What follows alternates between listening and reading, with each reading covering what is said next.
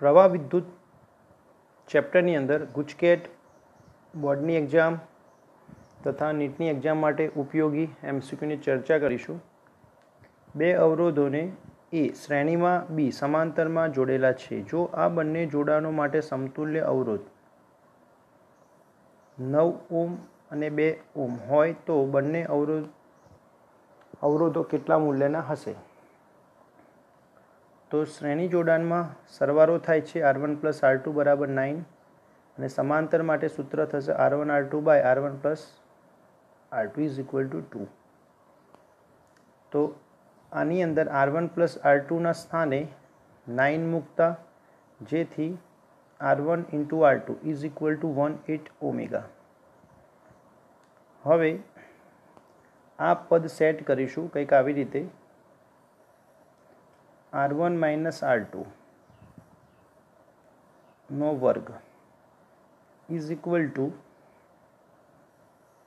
R1² + R2² - 2R1 R2। જો આ પદની અંદર +2R1 R2 અને -2R1 R2 સેટ કરવામાં આવે તો R1² + R2² + 2R1 R2 એ ભાગ બને R1 + R2 નો વર્ગ અને બાકી -2 - 2 આ રીતે -4R1 R2 અને આ વર્ગ સામે જશે તો વર્ગમૂળ, બાકી R1 + R2 ની કિંમત 9, R1 R2 ની કિંમત 18। તો તે પ્રમાણે જોઈએ તો 9⁻², માટે R1 - R2 = 3। રકમની અંદર આ પદ આપેલું R1 + R2 = 9। હવે માઇનસ અને પ્લસ બંને સમીકરણનો ઉપયોગ કરીને કોઈ પણ એક લોપની રીત, ચલો આ બંનેનો સરવાળો કરીશું, જેથી 2R1 = 12, માટે R1 = 6। R1 ની કિંમત ઉપર કોઈ પણ ઇક્વેશનમાં મૂકી શકો, માઇનસ વાળું, પ્લસ કે ગુણાકાર વાળું, જેથી R2 બરાબર જવાબ આવશે 3 ઓમેગા।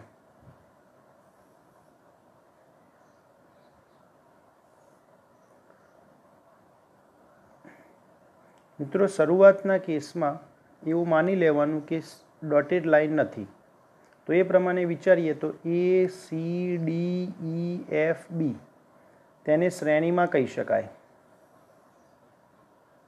તો શ્રેણીમાં હોય તો પ્રારંભમાં A અને B વચ્ચેનો અવરોધ, હવે શ્રેણીમાં તમે સમજી શકો ટોટલ 5 અવરોધ હોવાથી RS = 1 +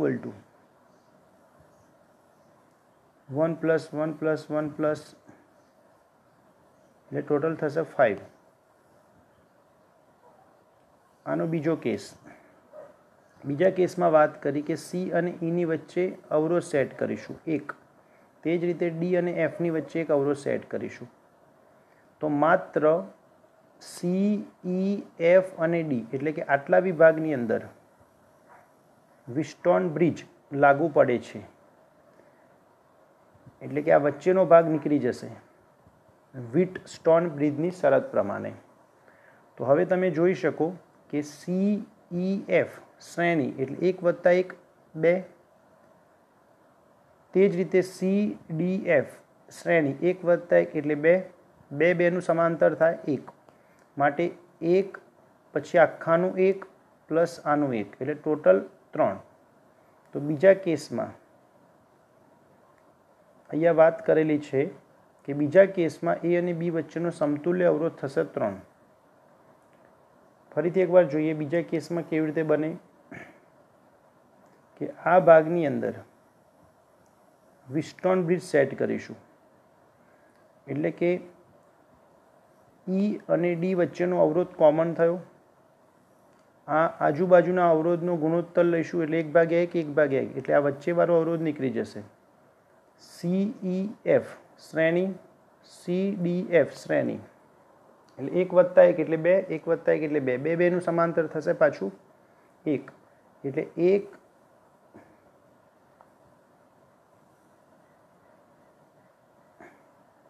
1 પછી આનો 1 અને 1 એટલે બીજા કેસમાં ટોટલ અવરોધ થશે 3 એટલે ડોટેડ લાઇન પહેલાં 5 અને પછી 3 માટે ગુણોત્તર થશે 5/3.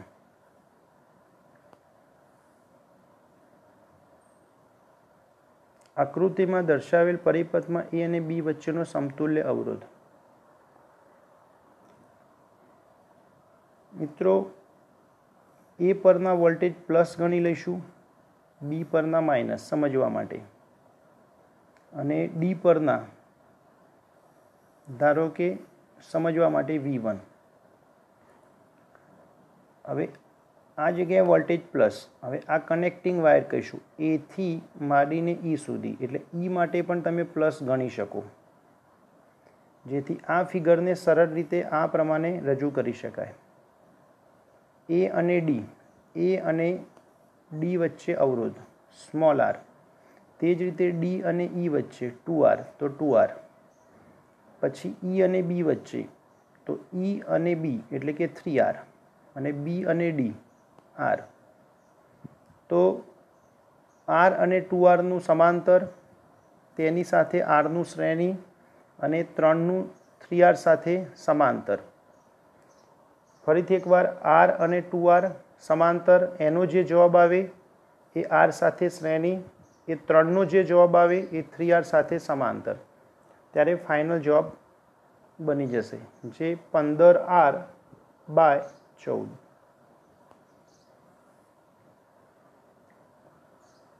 આ મિત્રો થોડો વિશિષ્ટ પ્રકારનો MCQ રહેશે. અહીંયા તમે જોઈ શકો એક વાયર દર્શાવેલો છે. આમ એને કહી શકાય શોર્ટ સર્કિટ, અથવા તો બીજા શબ્દોમાં કહીએ કે 20 ઓમેગાનું એક તાર સાથે સમાંતર કરેલું. હવે કોઈ પણ તાર હોય એનો અવરોધ 0 ધારીશું. હવે તાર અને 20 એકબીજાને સમાંતર, તો સૂત્ર કંઈક આ રીતે વિચારી શકાય, 1/0 + 1/20, એટલે કે એમનું સમતુલ્ય ધારો કે 1/r' ધારી લઈએ. ફરીથી એકવાર તાર અને 20નું સમાંતર લીધું, તો આનું સાદુરૂપ આપશો તો જવાબ આવશે r' = 0. હવે આ વચ્ચેનો જે ભાગ જેમાં 20 ઓમેગા અને તાર, એનો જવાબ આવ્યો 0. તો ઉપરનો 10 10 10 એટલે 30, 30નું વચ્ચેનો ભાગ અને નીચેનો એક ભાગ 20 + 40 એટલે 3 3 સમાંતર થયા.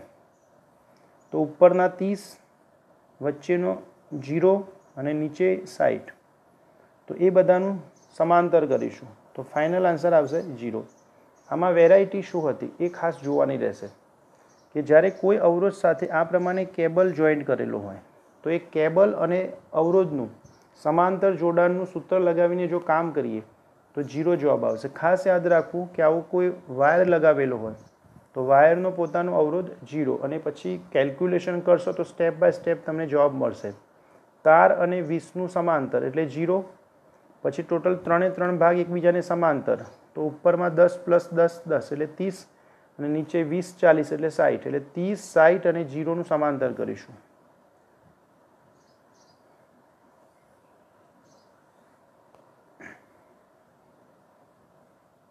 એ અને બી વચ્ચે સમતુલ્ય અવરોધ. તો એ અને બી વચ્ચે બે અવરોધ એટલે rનું સમાંતર કરીશું. આ ફિગરને સરળ રીતે આ પ્રમાણે રજૂ કરી શકાય. rનું સમાંતર એટલે કે r/2, અને નીચે બંને ગ્રાઉન્ડ હતા એટલે જોઈન્ટ કરી શકો તમે. તો r/2 અને નીચે r અને r એટલે શ્રેણી એટલે 2r. હવે ફરીથી પાછું r/2 અને 2rનું સમાંતર. મિત્રો, શ્રેણીની વાત કરું તો શ્રેણીનું સૂત્ર લઈને સોલ્વ કરી દેવું, અને સમાંતરની વાત કરું તો સમાંતરનું સૂત્ર. શ્રેણી અને સમાંતરના સૂત્ર યાદ હોવા જોઈએ.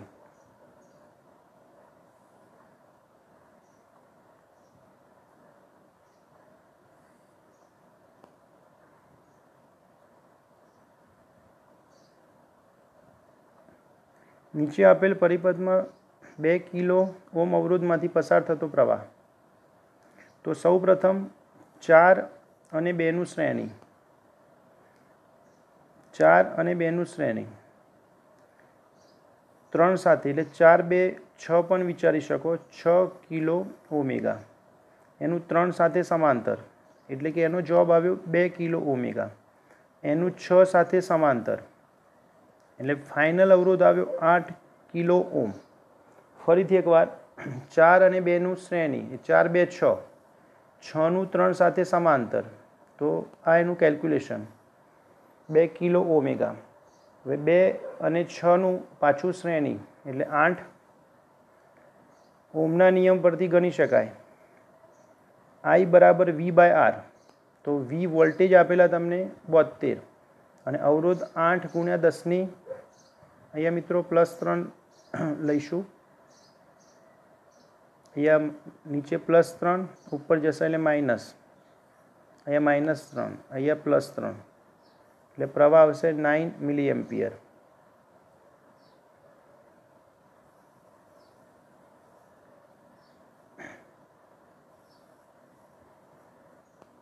હવે આ સર્કિટને થોડીક સરળ રીતે નીચે પ્રમાણે રજૂ કરી શકાય કંઈક આ પ્રમાણે. હવે ધારો કે બેટરીના પ્લસ છેડામાંથી I જેટલો પ્રવાહ નીકળ્યો. ધારો કે ઉપરના વિભાગમાં ગયેલો પ્રવાહ I1 અને નીચેના ભાગમાં ગયેલો પ્રવાહ I2. તો અહીંયા જંક્શનનો નિયમ વિચારી શકાય I1 + I2 = I. બીજી એક બાબત આને એક અલગ રીતે પણ રજૂ કરી શકાય કે ઉપરનો ભાગ અને નીચેનો ભાગ એકબીજાને સમાંતર એટલે કે V સમાન. તો V બરાબર મિત્રો લખી શકાય IR એટલે I1 R એટલે 6 લખી દો = તે જ રીતે નીચેના ભાગ માટે V બરાબર I2 અને નીચે 3 બંનેને કમ્પેર કરીશું અને I1 + I2 = I. એની અંદર I2ની કરતા બનાવીએ તો I2 બરાબર I -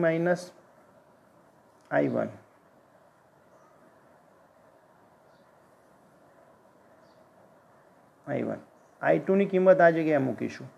આ બે સમીકરણને કમ્પેર કરીશું અને I1ને તમે શોધી શકો અથવા તમે આ રીતે પણ સોલ્વ કરી શકો. ફરીથી એકવાર સમજવાનો પ્રયત્ન કરીશું કે આ ફિગરની અંદર ઉપરનો ભાગ અને નીચેનો ભાગ એકબીજાને સમાંતર હોય તો V સમાન તો V બરાબર IR 6 માટે લખ્યું. તે જ રીતે V બરાબર IR 3 માટે લખીશું. બંનેને કમ્પેર કરીશું અને જંક્શનના નિયમ પરથી આ પદની અંદરથી I2ને કરતા બનાવીશું. આ કિંમત આ સ્થાને મૂકીશું અને ફાઇનલી કરતા બનાવીશું I1ને અને I1 એટલે કે 3 મિલી ampere.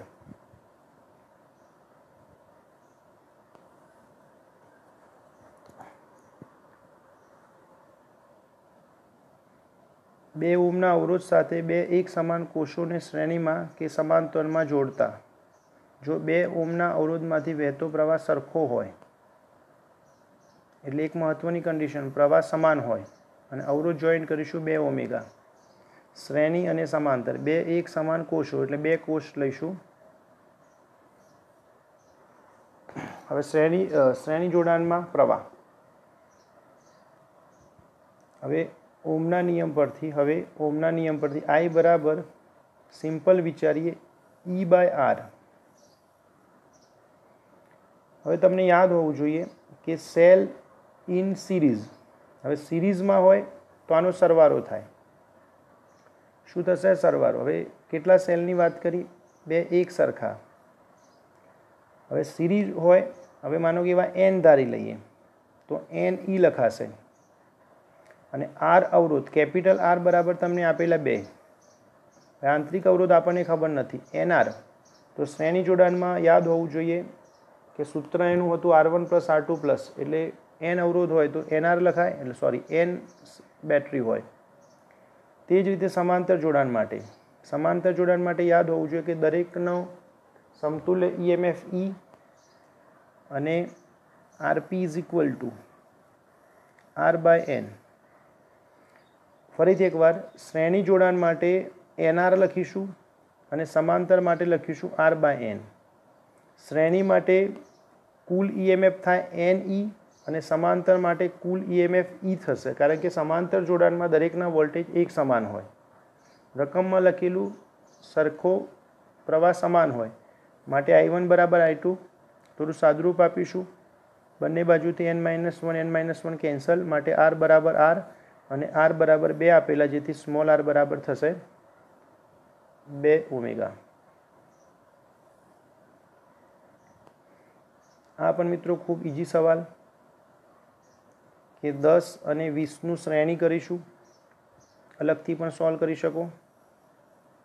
RS is equal two 10 વત્તા 20 બરાબર 30.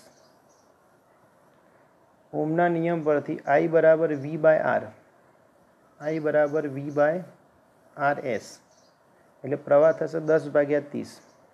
તમને સવાલ પૂછ્યો કે વોલ્ટ મીટરમાં કેટલા વોલ્ટેજ નોંધાશે, તો ઓમના નિયમ પરથી V બરાબર લખી શકાય IR, V બરાબર IR. તો R લઈશું 10, કારણ કે વોલ્ટ મીટરની સામે અવરોધ કેટલો 10, તો 10 જ લેવાનો. જો 20 માટે પૂછ્યું હોય તો 20 લેવાનો. તો I બરાબર શોધી લીધા 10 ભાગ્યા 30, માટે જવાબ આવશે 3.33.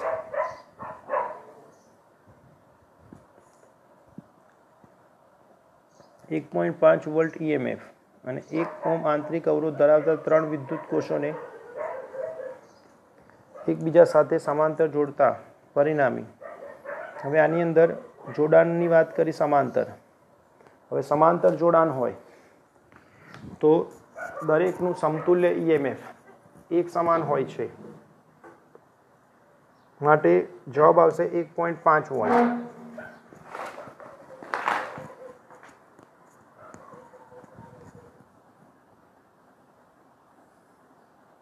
જો E જેટલો EMF ધરાવતા n વિદ્યુત કોષોને સમાંતર જોડવામાં આવે તો ફરીથી એકવાર મહત્વની કન્ડિશન, સમાંતર જોડવામાં આવે તો સમાંતર જોડાણમાં સમતુલ્ય EMF પણ E જ હોય છે, માટે ઓપ્શનમાં E આપેલો નથી, માટે જવાબ આનું સમતુલ્ય EMF રહેશે E જવાબ તરીકે.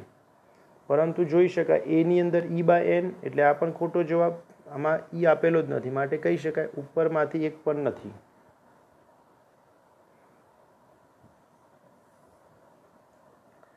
આ સવાલ રિપીટ થયો. સમાંતર જોડાણ માટે સમતુલ્ય EMF 1.5, જે મૂળ હોય એ જ રહેશે સમતુલ્ય EMF.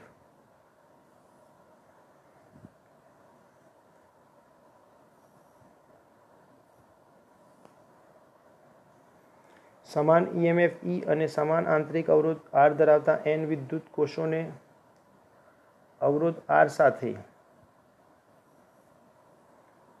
સમાંતરમાં જોડવામાં આવે તો. હવે મિત્રો આની અંદર સમાન EMF E ધરાવતા અને દરેકનો આંતરિક અવરોધ R હોય એ બધાને એકવાર સમાંતર જોઈન કરીશું. તો જો સમાંતર જોઈન કરવામાં આવે તો EMF દરેકનું E રહેશે, પરંતુ સમતુલ્ય આંતરિક અવરોધ એટલે કે RP is equal to R by N plus સાથે બીજો R અવરોધ જોઈન કરવાનો, એટલે કુલ અવરોધ થશે R by N plus R. ઓમના નિયમ પરથી લખી શકાય I is equal to voltage ભાગ્યા અવરોધ, અવરોધ એટલે R plus R by N, અને લસા લઈશું તો આ પ્રમાણે જવાબ. આ ટાઈપનો સવાલ શ્રેણી માટે પણ હોઈ શકે. જો શ્રેણી માટે હોત તો Eના સ્થાને NE લખીશું અને R બાય Nના સ્થાને NR, બરાબર. ટૂંકમાં આ સમાંતર માટે કામ કર્યું. શ્રેણી માટે હોત તો શું લખવાનું થાત? Eની જગ્યાએ NE અને R બાય Nની જગ્યાએ NR.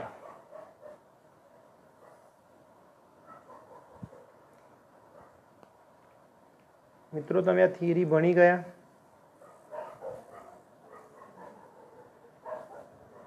E1 અને E2 EMF અને R1 અને R2 આંતરિક અવરોધ ધરાવતા બે વિદ્યુત કોષોને સમાંતર જોડતા મળતું સમાન EMF.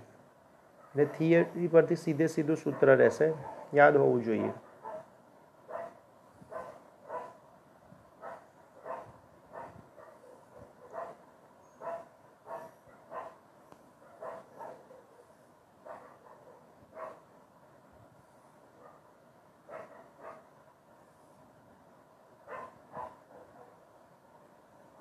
ચલો અહીં આપેલ પરિપથ એમાં BC તારમાંથી વહેતો પ્રવાહ,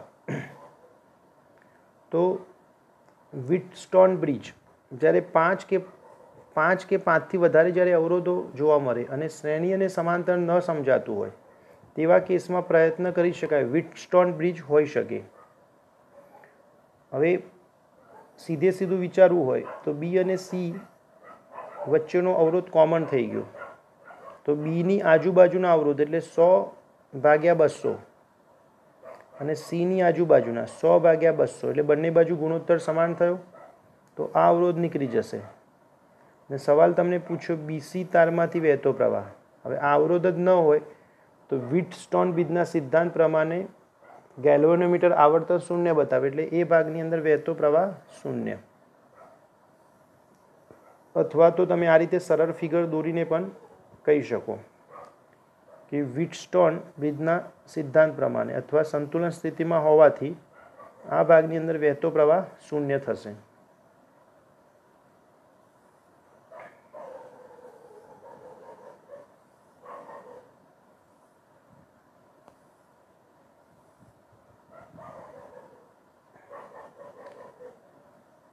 પોટેન્શિયોમીટરથી બેટરીનું EMF E1 માપવાના પ્રયોગમાં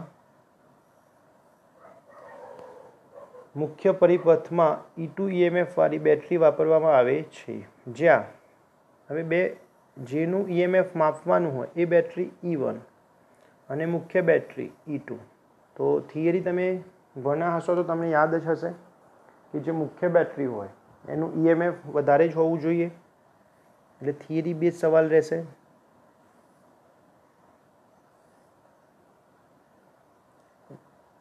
વ્હીટસ્ટોન બ્રિજ કઈ રાશિનું અજ્ઞાત મૂલ્ય માપવા માટે વપરાય છે? આ પણ થિયરી પરથી. અવરોધ, વિદ્યુત સ્થિતિમાન પ્રચલનનો એકમ વોલ્ટ પર મીટર.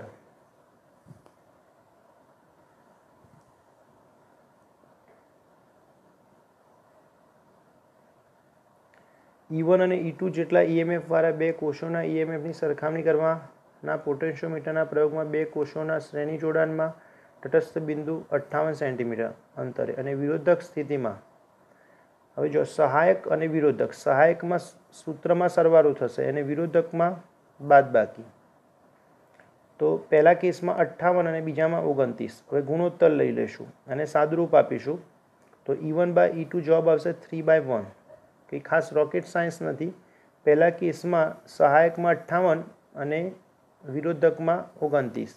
સહાયક સ્થિતિમાં સરવાળો E1 + E2 અને વિરોધકમાં છેડા ઉલટાવી દઈશું એટલે એક માઇનસ થઈ જશે.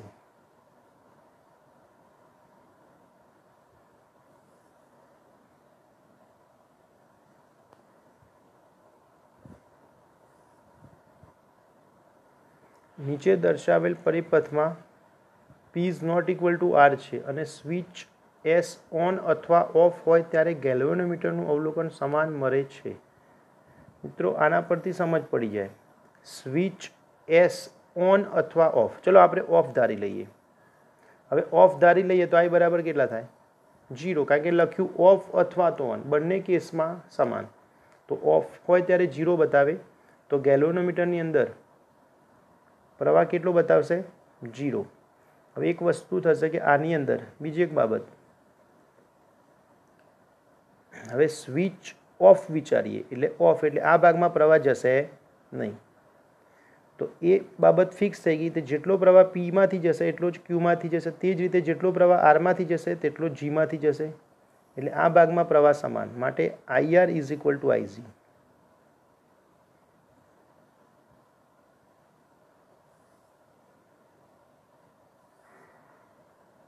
જો વિદ્યુત બલ્બમાંથી વહેતો પ્રવાહ 1% વધારવામાં આવે તો બલ્બના પાવરમાં શું ફેરફાર થાય? મિત્રો P = I²R.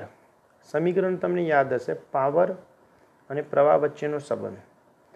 1, 2, 3 અને 4 એટલે ટકાવારીમાં ઓછો ફેરફાર થતો હોય તેવા કેસમાં તમે 11 સાયન્સની અંદર ભણી ગયા સાપેક્ષ કે આંશિક ત્રુટિ, એટલે Pના સ્થાને લખાય ΔP/P × 100 = ઘાત ગુણાકારમાં ΔI/I × 100. હવે R ક્યાં ગયો? અચળ રાશિમાં ત્રુટિ હોતી નથી, ડેલ્ટા આઈ બાય આઈ 100 એ તમને આપેલા 1%, એટલે 1 ગુણ્યા 2 બરાબર 2%. અહીંયા ખાસ ધ્યાન રાખવાનું, વધારો લખ્યો હોય તો જવાબમાં આવશે વધારો, અને ઘટાડો લખ્યો હોય તો પાછળ ઘટાડો, કારણ કે પી ચલે છે આઈ સ્ક્વેર પ્રમાણે વિચારીશું. વધે તો વધે, ઘટે તો ઘટે.